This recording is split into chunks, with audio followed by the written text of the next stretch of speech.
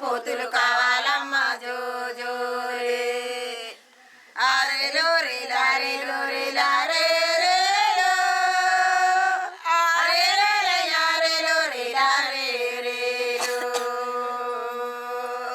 రే రే లారే లో రే లారే రే. ఫస్ట్ నాకున్నంత ఎంతో కొంత భూమిలో ఫస్ట్ నేను నా తిండి పంటలు పండించుకొని అవి మేము తిని దాంట్లో ఏమైనా ఇంకా ఉంటే గనక నా తోటి ఆదివాసులకి ఇచ్చి పుచ్చుకున్న పద్ధతిలో ఇచ్చి వాళ్ళకు కూడా ఆ తిండి కొరతను లేకుండా చేయడం అనేదే ఆహార సార్వభౌమత్వం అని నేను అనుకుంటున్నాను. అది తిండి పంటలు, పశువులు, పాడి, మన ఆరోగ్యం గురించి, పంటల గురించి అని మంచిగా ఉంటుందని దాని మీద చెప్పడం జరిగింది. ఇక్కడ మన ప్రభుత్వాలు కానీ పాలకులు కానీ ఒక మాట అంటున్నాయి ఏంటంటే లాభం అంటే అర్థం ఏంటంటే ఇక్కడ మా దృష్టిలో లాభం అంటే ఈరోజు భూమిని అమ్మేసి డబ్బు సంపాదించడమో లేకపోతే ఇంకేదో రకరకాలుగా ఉన్నటువంటిది అది ఆ ఉద్దేశంతో చూడట్లేదు మేము. లాభం అంటే అర్థం ఏంటంటే ఇప్పుడున్న భూమి మా పెద్దలు మాకు ఇచ్చారు, ఈ భూమి మళ్ళీ మేము మా రాబోయే తరానికి ఇస్తేనే ఇది ఆహార సార్వభౌమత్వం సాధ్యం, మంచి జీవితాన్ని సాధించినటువంటి ఒక శక్తిగా మేము నమ్ముతున్నాం. జై ఆదివాసి.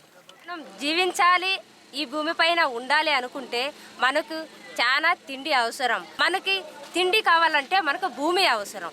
ఆ భూమి మన పోరాటంలో మన గెలుచుకొని మన భూమిలో మన స్థానిక విత్తనాన్ని మన భూమిలో పండించి మనకి ఇంటికి సరిపోయినంత తిండిని నిల్వ చేసుకోవాలి. తర్వాత పక్క వాళ్ళకి కూడా మనం ఆ విత్తనాన్ని కూడా విచ్చిపుచ్చుకునే పద్ధతులు కూడా మా సాంప్రదాయ ప్రకారంగా ఇప్పుడు కూడా ఉన్నాయి. మేము అడవి నుంచి దుంపలు, గడ్డలు అవి తెచ్చుకొని తేనె వాటిపైన బతుకుతాం. అది నా ఆహార సార్వభౌమత్వం అనుకుంటున్నాను. ఆహారంలో నాటుకోడి ఇష్టం, కొర్ర ఇష్టం, గంటె ఇష్టం, అంబలి ఇష్టం, సోడా ఇష్టం.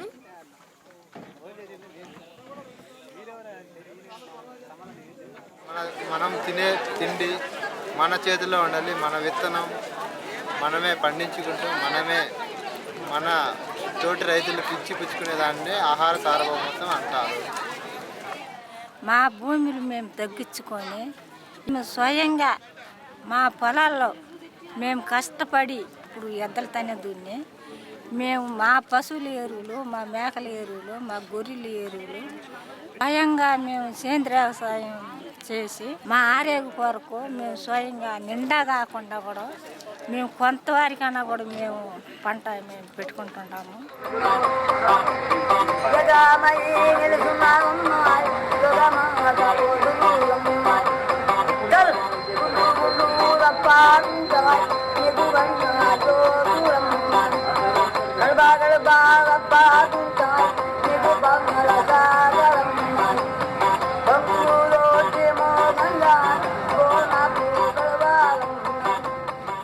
మన మంచి జీవితానికి ముడిపడినటువంటి భూమి, నీరు, అడవి, పశువులు, పంటలు, మన విత్తనాలు ఇవన్నీ కూడా మన పెద్దలు మన తరాలు మనకెంతో ఇచ్చారు. అవి పోగొట్టుకొని ఇవాళ అనేక రకాల దౌర్భాగ్యమైనటువంటి పరిస్థితుల్లో బతకడం కారణం ఏంటంటే బయట నుంచి ఏదో వస్తూ ఉన్నదని ఆశించి మోసపోయాం. దీనికి ఈరోజు మనం అన్నిటికీ వడదలి పెట్టి మనం ఒక మంచి ఆరోగ్యంగా జీవించడానికి కోసం మన అసలైనటువంటి మన యొక్క సాంప్రదాయపరమైనటువంటి వాటిని మనం రక్షించుకునే దశగా మన యొక్క ఈ ప్రయాణం చేస్తూ ఉన్నాం. అది సాధించుకున్నప్పుడే రేపటి తరం మన బిడ్డలు ఒక మంచి జీవితం సాధిస్తారు. మేము సేద్యం చేస్తాము. జొన్నలు, రాగులు, సద్దలు, సామలు అన్నీ పండించుకుంటాము. మేమే తింటాము. మేము ఎవరికైనా కావాలంటే అమ్మతారు కొర్ల మిషన్లో వేస్తాము. ఆహార సార్వభౌమత్వం అంటే నా దృష్టిలో యువతగా మా ఆదివాసులకు ఉండాల్సింది ఫస్ట్ భూమి, నీరు, గాలి, అడవి ఇవన్నీ ఉంటేనే మనకు మంచి జీవితం. ఇప్పుడు అనేక రకాల ప్రభుత్వ పథకాలు వస్తున్నాయి. అలాగే మా జిల్లాలో మైనింగ్ కానీ టైగర్ పార్క్ కానీ ఇవన్నీ రాకుండా మేము అడ్డుకోవాలనేది ఇప్పుడు నిర్ణయం తీసుకున్నాము. మన విత్తనం మీద, మన పంట మీద, మన వ్యవసాయం మీద మనం తిండిపైన పూర్తి అధికారాన్ని సాధించడమే ఆహార సార్వభౌమత్వం యొక్క ముఖ్యమైనటువంటి ఉద్దేశము. ప్రాంతంలో ఉన్న విత్తనాలు, భూములు, ఇతర వనరులు మరియు పశుజాతులు, ఈరోజు తెలంగాణ ప్రాంతంలో ఉన్న డెక్కన్ గొర్రెలు, దానితో పాటు వస్తున్నటువంటి గొంగడి, మరి ఈరోజు ఏ వనరులు అవుతున్నాయో ఆ వనరులన్నీ కలిసి ఉమ్మడిగా ఉన్నప్పుడే ఆహార సార్వభౌమత్వం అని చెప్పవచ్చు. మా తిండి మేమే పంట పెట్టుకొని మేము కొనకన్నా మేమే సొంతంగా పంట పెట్టుకొని మేమే తింటాము.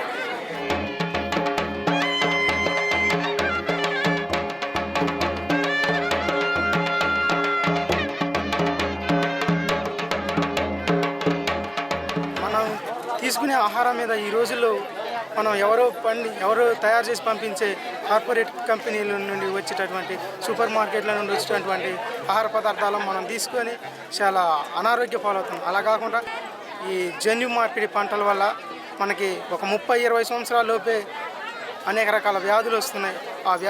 మనం తీసుకునే ఆహారం మీద మనకి అధికారం ఉండాలి. ఏదైనా అంటే మన జీవితం కోసం మనం వేరే వాళ్ళ మీద ఆధారపడకుండా, అంటే వేరే వాళ్ళ అంటే బజార్లో దొరికేటువంటి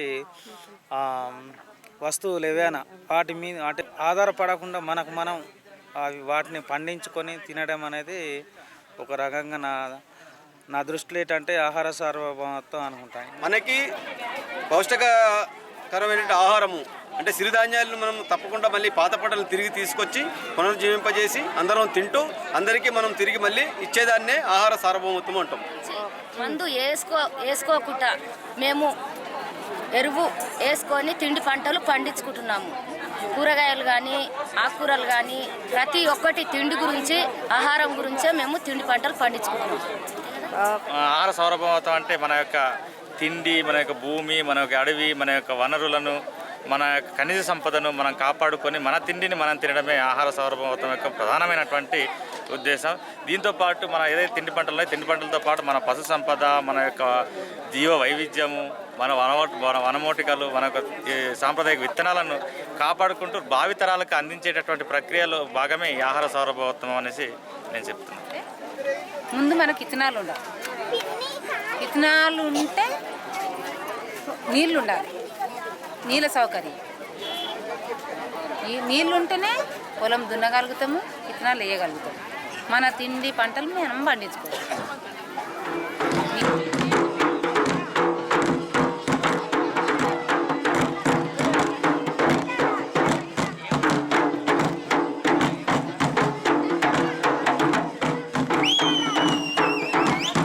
మంచిగా రైతుల నుంచి కొనుక్కొని మా బంధువులకి వాళ్ళకి సిటీలో ఉన్న చాలామంది రిలేషన్కి వీళ్ళందరికీ కూడా ఈ రైతుల నుంచే కొనుక్కొని మేము తింటున్నాం. అందువల్లనే ఆరోగ్యంగా ఉంటున్నాం. మంచిగా రైతులకి మేము ఎంతో కొంచెం హెల్ప్ చేసినట్టు అవుతుంది.